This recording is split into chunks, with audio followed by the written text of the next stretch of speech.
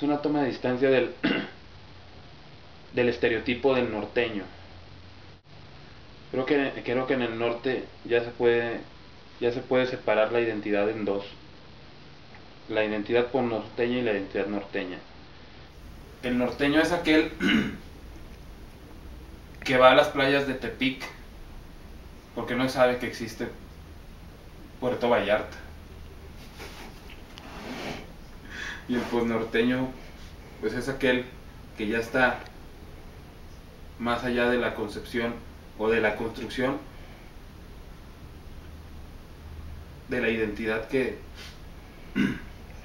creo yo abarca de los años 50 hacia atrás, hacia las décadas anteriores. Y es a partir de los 50 que nace el posnorteño, o sea, eso no es nada nuevo. Y creo yo lo he dicho en muchas ocasiones, el primer posnorteño es Piporro. En él está el ejemplo más claro del posnorteñismo.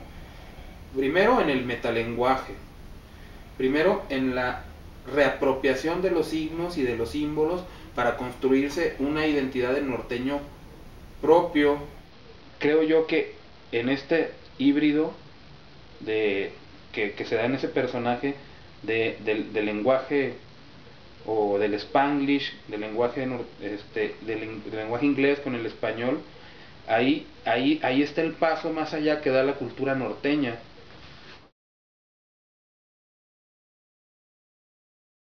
Yo creo que muchos escritores del norte, y incluido Yepes, están molestos o se molestan cuando uno ataca o etiqueta cierta narrativa que se da en la frontera o en los estados fronterizos. Lo asimilan como un ataque sistemático, pero no pueden hacer una diferenciación clara. Es que la literatura norteña, hablándose siempre desde la etiqueta editorial, no significa lo mismo que las letras del norte. Es algo totalmente distinto. Pero cuando alguien se pronuncia en contra de la narconarrativa, ¿sí?, toda la gente que escribe en el norte, incluso los que no hacen narconarrativa, se sienten aludidos. Me refiero a la literatura norteña, como lo dije ahorita,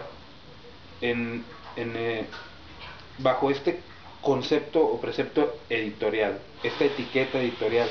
A eso me refería con la literatura norteña, a la etiqueta editorial.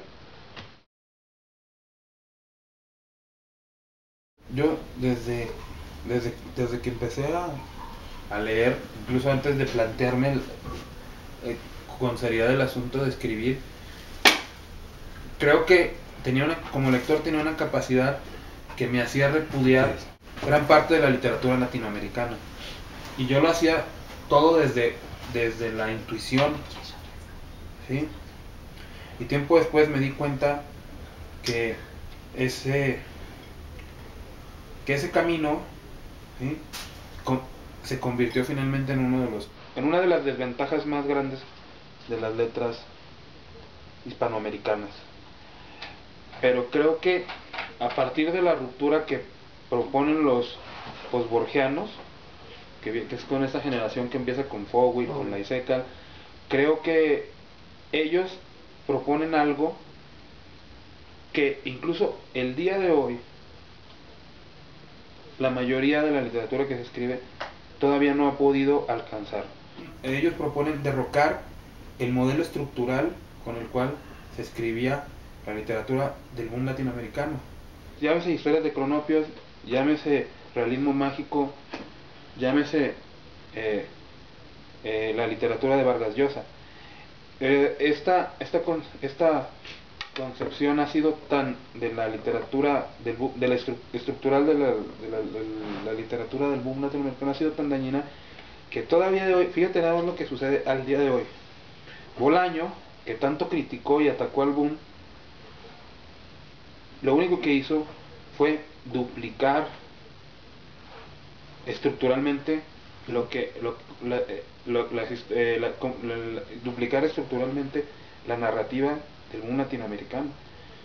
Entonces, hoy en día, cualquiera de nuestros autores jóvenes, ¿no?, está condenado, la mayoría, a repetir lo mismo, a tener, o sea, a no poder construir una historia sin recurrir a unos elementos básicos que son estos: la estirpe, ¿sí?, como raíz principal o fundamental de todas las historias. Y eso es algo que no sucede en la literatura norteamericana, por ejemplo en Barry Gifford. Esto de rememorar la estirpe o de celebrar la estirpe. La otra es el chantaje emocional, cierto happy end disfrazado. Si revisamos la literatura, por ejemplo, de Barry Gifford, nos encontramos a veces desde el principio insertados en una acción que nos va a llevar hacia una trama sin la necesidad de estar haciendo las rememoraciones del pasado, ni de regresar a contar la infancia del abuelo y cómo se viene desarrollando todo un sistema de creencias que es precisamente lo que conforma el boom latinoamericano. Principalmente que lo que se escribe en México en la actualidad se basa solamente en dos modelos. Todo lo que se escribe, la mayoría de lo que se escribe en México, el 90% se basa en dos modelos. Uno es, en este momento, la novela histórica, y otra, la narconovela. De lo único que se trata en este momento es de llenar recipientes. Yo no digo que escribir una novela sobre el narco sea totalmente reprobable. El problema está en que nadie ha sabido cómo acercarse al tema. Ahora, mucha gente, como yo por ejemplo, estoy diciendo esto y alguien se va a enojar porque va a decir: no, es que las novelas de Elmer Mendoza, pero las novelas de Elmer Mendoza no son novelas sobre el narcotráfico.